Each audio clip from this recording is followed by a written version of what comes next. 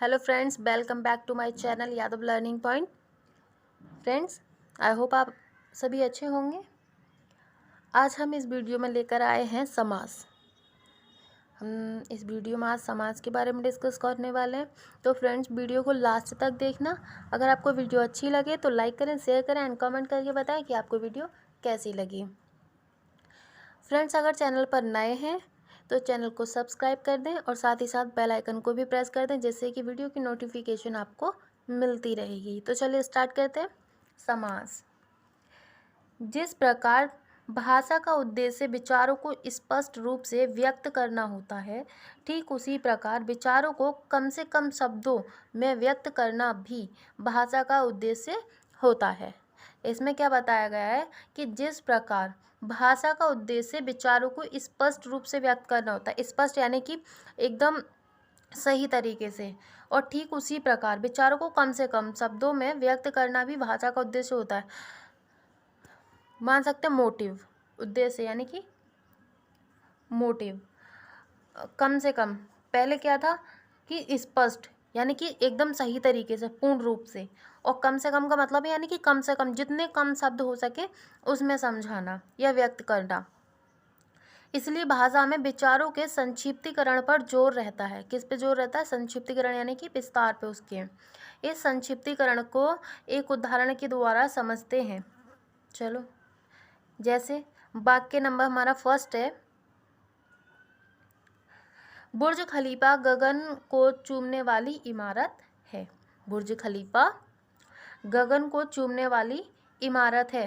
लेकिन हम इसे ऐसे भी बोल सकते हैं ना कि बुर्ज खलीफा गगनचुंबी इमारत है, क्योंकि वो छोटा हो जाएगा। चलिए, अगर मैं इसी वाक्य को कुछ इस प्रकार कहूँ, अगर मैं इसी वाक्य को कुछ इस प्रकार कहूँ कि वाक्य नंबर 2 देखिएगा ध्यान से। बुर्ज खलीफा गगनचुंबी इमारत है। आप देख रहे हैं कि ये वाला जो है वो थोड़ा बड़ा हो गया, और ये क्या है, यहाँ पे क्या है, ये स्पष्ट रूप है। कौन सा रूप है? स्पष्ट रूप। और यहाँ पे क्या किया गया है, यहाँ पे कम से कम शब्दों का यूज़ हुआ है। ठीक है, और दोनों का मतलब एक ही है कि बुर्ज खलीफा गगन को चूमने वाली इमारत है और बुर्ज खलीफा गगनचुंबी इमारत है। तो यहाँ आप देखेंगे कि दोनों वाक्यों में एक जैसा अर्थ है। क्या है? एक ही जैसा मीन्स है। ठीक है, दोनों का एक ही जैसा अर्थ है, परंतु वाक्य 2 में वही कम शब्दों द्वारा व्यक्त किया गया है। जैसे मैंने अभी बताया कि ये वाली जो लाइन हो गई वो कौन सी हो गई? स्पष्ट रूप से। और ये कौन सी हो गई? कम से कम शब्दों में। ठीक है, एक और वाक्य ले लेते हैं, मतलब फॉर एग्जाम्पल के लिए एक और वाक्य ले लिया। मैं कृष्ण जी से प्रार्थना कर रहा हूँ। मैं कृष्ण जी से प्रार्थना कर रहा हूँ। वाक्य फर्स्ट है, हे गिरी को धारण करने वाले हमें शक्ति दो। हे गिरी को धारण करने वाले हमें शक्ति दो। अब यदि इसी वाक्य को मैं संक्षिप्त रूप में इस प्रकार कहूँ तो, जैसे हे गिरिधर हमें शक्ति दो। हे गिरिधर हमें शक्ति दो। तो आप देख रहे हैं कि हमने जो पहले वाक्य पढ़ा था वो कितना बड़ा है कि हे गिरी को धारण करने वाले हमें शक्ति दो, और दूसरा वाला क्या हो गया? हे गिरधारी हमें शक्ति दो। हो गया ना शॉर्ट। यह वाक्य 2 के द्वारा भी वाक्य एक जितना ही अर्थ दिखाया गया है, परंतु वाक्य 2 संक्षिप्त है। ठीक है, आगे बढ़ेंगे। कम शब्दों का प्रयोग करके नए शब्द बनाना अथवा पदों के संक्षिप्तीकरण की इसी प्रक्रिया को समास कहते हैं। यानी कि वाक्य को कम शब्दों में लिखना या कम शब्दों में बताना, कम शब्दों में व्यक्त करना ही समास कहलाता है।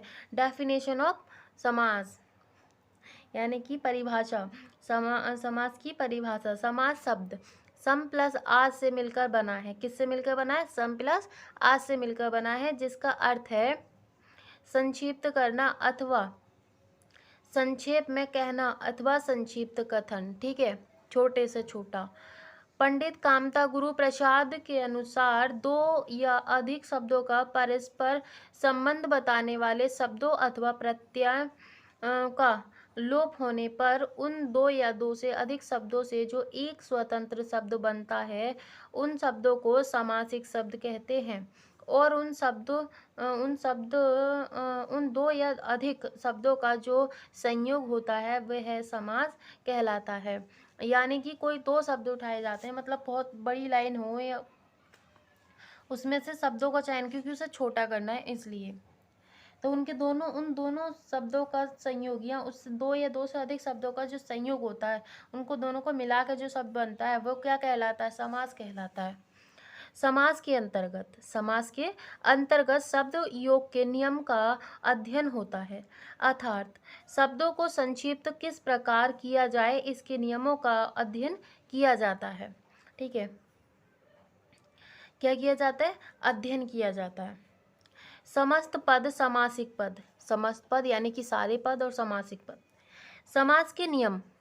समास के नियमों से बना नया संक्षिप्त शब्द समस्त पद या समासिक पद कहलाता है। समास विग्रह देखते हैं क्या है? समासिक शब्द को वापस अपने मूल रूप में अलग करना समास विग्रह कहलाता है। यानी कि हमने किसी भी शब्द को बनाया और उसके बाद में उसको वैसा का वैसे ही कर दिया, तो उसको क्या कहते हैं? समास विग्रह। ठीक है। समास के अंतर्गत क्या होता है? समास के अंतर्गत क्या होता है? तो ये है आपका आंसर। समास में कम से कम दो पदों अथवा शब्दों का योग होता है। दो या अधिक शब्दों के योग से एक नया शब्द बनता है। इन दो शब्दों के समेत दोनों के बीच की विभक्तियां अथवा वर्णों का प्रत्यय लुप्त हो जाता है। लुप्त का मतलब छिपना, लुप्त, गायब। संधि और समास में भेद बोल सकते हैं। संधि और समास में अंतर। समास में दो शब्दों का योग होता है। समास में क्या होता है? दो शब्दों का योग होता है, किंतु संधि में दो ध्वनियां अथवा वर्णों का मेल होता है। जैसे हमने पीछे संधि के बारे में पढ़ा था कि संधि क्या है? ध्वनि और वर्णों के मेल से बनती है। किससे बनती है? ध्वनियों के और वर्णों के मेल से। समास में शब्दों के मध्य की विभक्ति एवं प्रत्यय लुप्त हो जाते हैं, परंतु संधि में निकटतम ध्वनियों के मेल से विकार उत्पन्न होता है। आई होप फ्रेंड्स आपको वीडियो अच्छी लग रही होगी या आपको समझ में आ रहा होगा। अगर ऐसा है तो वीडियो को लास्ट तक देखें और साथ ही साथ चैनल को सब्सक्राइब कर दें। और अगर आपको कोई भी अच्छी या कुछ भी कहना है, बताना है, सजेशन देना है, तो आप कमेंट बॉक्स में दे सकते हैं। चलिए आगे पढ़ते हैं। समास के नियमों से बने शब्दों को उसके मूल रूप में वापस लाना समास विग्रह कहलाता है, जबकि संधि शब्द को उनके मूल रूप में लाना संधि विच्छेद कहलाता है। अब तो आपको समझ में आ गया होगा कि नियमों से बने शब्दों को उसके मूल रूप में वापस लाने पे क्या बन जाता है? समास विग्रह हो जाता है। और जबकि संधि शब्द को क्या करने के बाद में होता है? उसके मूल रूप में लाना संधि विच्छेद कहलाता है। ठीक है। जैसे से प्लस आले तो शिवालय। यहाँ दीर्घ स्वर संधि है। कौन सी संधि है? दीर्घ स्वर संधि। इन संधियों के बारे में मैंने आपको पिछली वीडियो में पढ़ा रखा है, जिसने ना देखी हो वो प्लेलिस्ट में जाके देख लें। परंतु शिव का आलय अर्थात शिवालय में समास है। शिवालय में क्या है? समास है। समास रचना में मुख्य रूप से दो शब्द अथवा पद होते हैं। इसमें पहले वाले शब्द को पूर्व पद अथवा प्रथम पद तथा दूसरे शब्द को उत्तर पद अथवा द्वितीय पद कहा जाता है। इन सभी पद की क्या है? अलग अलग नाम है जैसे रखे जाते हैं। जैसे शिवालय, यह समस्त पद दो पदों से मिलकर बना है। कितने पदों से मिलकर बना है? दो। एक तो हो गया आपका पूर्व पद यानी कि पहले वाला पद, और उत्तर पद यानी कि बाद वाला पद। उत्तर पद का मतलब क्या है? बाद वाला, और पूर्व का पहले वाला। ठीक है। तो पूर्व क्या हो गया आपका? शिव हो गया, और उत्तर क्या हो गया? आलेप। तो ये इसी प्रकार राजकुमार में क्या? पूर्व पद आपका हो गया राजा, उत्तर पद हो गया आपका राजकुमार। इन दोनों को प्लस कर लेंगे क्या बन जाएगा? शिवालय। और इन दोनों को प्लस कर लेंगे तो क्या बन जाएगा? राजकुमार। समास के भेद क्या पढ़ेंगे? समास के भेद जैसे अव्ययी भाव, समास तत्पुरुष 6 कारकों में, बहुव्रीहि और द्वंद्व। अब ये आपके आ गए तत्पुरुष 6 कारकों में। उपपद 9, प्रदि, अलुक, मध्यम पद लोपी, मयूर, व्यस, कादि और कर्मधारय और दिगु, ये किसके होगा? तत्पुरुष के। ठीक है, अब आपका ये आता है बहुव्रीहि। बहुव्रीहि को लेकर आते हैं, ये आ गए यहाँ पे। बहुव्रीहि का क्या है? ये तुल्य योग। क्या है? तुल्य योग। ठीक है, इसके हैं समानाधिकरण, प्राधिकरण और व्यतिहार। ठीक है, ये चारों भी इसी में है, तुल्य योग। अब ये इनके किसके आ जाते हैं? ये आता है आपका द्वंद्व का। द्वंद्व का क्या आ जाता है? समाहार। ठीक है, क्या आ जाता है? समाहार। इतरेतर, समाहार, वैकल्पिक। ठीक है, अब आगे पढ़ेंगे इन पदों की प्रधानता। पदों की प्रधानता के आधार पर समास के भेद। समस्त पद बनाते समय हम देखेंगे कि समस्त पद का अर्थ पूर्व पद अथवा उत्तर पद दोनों में से किसी एक पर अथवा दोनों पर अथवा दोनों में से किसी पर भी नहीं होकर किसी तृतीय पद पर निर्भर होता है। आगे पढ़ेंगे 2, पदों की इसी प्रमुखता से समास के भेदों का ज्ञान होता है। नंबर 3 है अव्ययी भाव समास, पूर्व पद प्रधान, तत्पुरुष समास, कर्मधारय समास व दिगु समास अंतर पद प्रधान, द्वंद्व समास दोनों पद प्रधान। ठीक है, बहुव्रीहि समास दोनों में से कोई पद प्रधान नहीं। इसके जो बहुव्रीहि में होते हैं कोई भी पद प्रधान नहीं होता है। सबसे पहले पढ़ेंगे अव्ययी भाव समास, पूर्व पद प्रधान। पूर्व पद एक अव्यय होता है, इसमें किसी भी प्रकार का परिवर्तन नहीं होता। इसमें क्या होता है? किसी भी प्रकार का परिवर्तन नहीं होता है, कोई चेंज नहीं होता। समस्त पद क्रिया विशेषता अव्यय का भाव देता है तथा इसके रूप में भी कोई परिवर्तन नहीं होता है। पहचान करने की ट्रिक, मतलब इनको कैसे पहचाना जा सकता है? प्रथम पद अनु, प्रति, भर, आ, यथा, हर, नि, वे, दर, ला, बी आदि, इन तरीके से इसको पहचाना जा सकता है। ये 2 प्रकार के होते हैं। क्या प्रकार के होते हैं? 2 प्रकार के। अव्यय पद पूर्व पद अव्यय या उपसर्ग, नाम पद पूर्व प्रथम पद संख्या या विशेषण। अव्यय पद पूर्व अव्ययी भाव समास के उदाहरण। ठीक है, अब क्या आता है? समास के उदाहरण, जैसे यथाशक्ति, यथाशक्ति। ठीक है, यथाशक्ति, शक्ति के अनुसार, यथाशक्ति शक्ति के अनुसार। यथास्थान, यथास्थान, जो स्थान निर्धारित है, जो स्थान निर्धारित है। यथार्थ, जैसा वास्तव में अर्थ है, यथार्थ जैसा वास्तव में अर्थ है। यथाक्रम, यथाक्रम जैसा क्रम है। ठीक है, यथा स्थिति, जैसी स्थिति है। यथोचित, जैसा उचित है। यथोचित का क्या मतलब है? जैसा उचित है वैसा। यथामति, जैसी मति है, यानी कि जैसी बुद्धि है।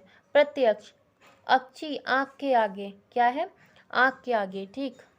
समक्ष, अक्षी के सामने, अक्षी के सामने यानी कि आँख के सामने। प्रत्यंग, प्रत्यंग यानी कि हर प्रत्यंग, हर अंग।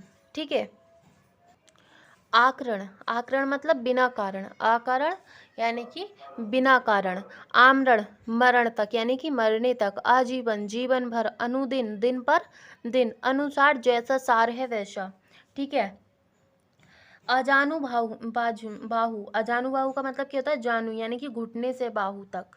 ठीक है, घुटने से बाहु तक। निर्विवाद यानी कि बिना विवाद के। निधड़क, बिना धड़ के। बेचैन, बिना चैन के। बेफायदा यानी कि बिना फायदा के। बखूबी, बखूबी का मतलब क्या होता है? खूबी रहित। अनजाने, बिना जानकर। दह हकीकत, दर हकीकत, हकीकत में। यथासंभव, जैसा संभव हो। यथाशीघ्र, जितना शीघ्र हो यानी कि जितनी जल्दी हो। यथा समय, जो समय निर्धारित है। यथा विधि, जैसी विधि निर्धारित है। यथा अनुरूप यानी कि उसी के अनुरूप। प्रतिध्वनि, प्रतिध्वनि, प्रतिध्वनि यानी कि ध्वनि की ध्वनि, आवाज की आवाज। प्रतिदिन हर दिन, प्रति क्षण हर क्षण, प्रतिफल हर पल, प्रत्येक हर एक, अख आकंठ यानी कि कंठ तक यानी कि गले तक, परोक्ष, परोक्ष का मतलब है आक्षी से परे, पर प्लस अक्षी यानी कि आँख से परे। अभूतपूर्व, पूर्व में नहीं हुआ, पूर्व यानी कि पहले नहीं हुआ, आजन्म, जन्म से, आजन्म जन्म से, ठीक है।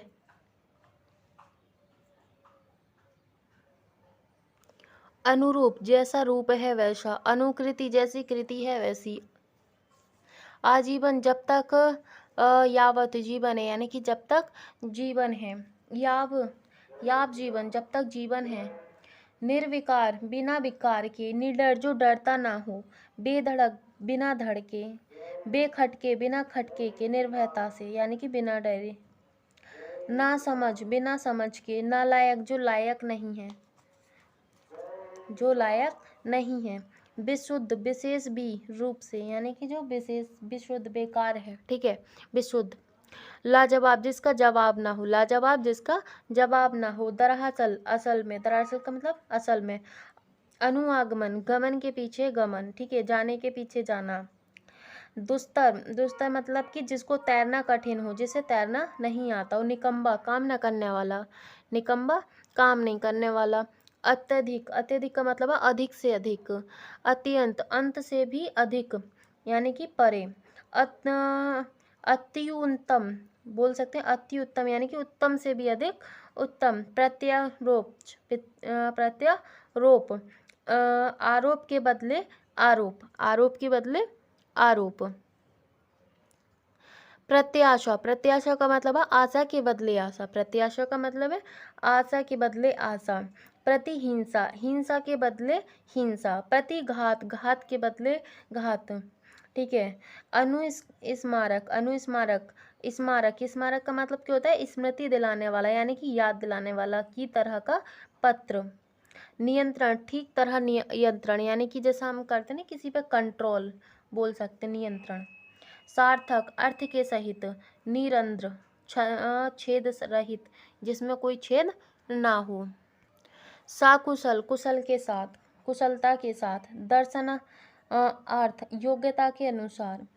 मरणोपरांत यानी कि मरने के उपरांत, मरने के बाद। साल व साल, एक साल के बाद दूसरे साल। अत्यावश्यक, आधुनिक से भी यानी कि जरूरत से भी ज़्यादा आवश्यक। प्रतिक्रिया, क्रिया से प्रेरित क्रिया। प्रतिनियुक्ति, नियमित नियुक्ति के बदले नियुक्ति। प्रतिलिपि, नियमित लिपि के समक्ष लिपि, लिखा हुआ। अनुबंध, बंध की तरह का बंध यानी कि बांधना। अनुचिंतन, चिंतन के बाद किया जाने वाला चिंतन। निमंत्रण, भली प्रकार से मंत्रण, भली प्रकार से मंत्रण। नियोग, नियोग का मतलब ठीक से ठीक तरह से योग। निरोग, रोग रहित, जिसे कोई रोग ना हो।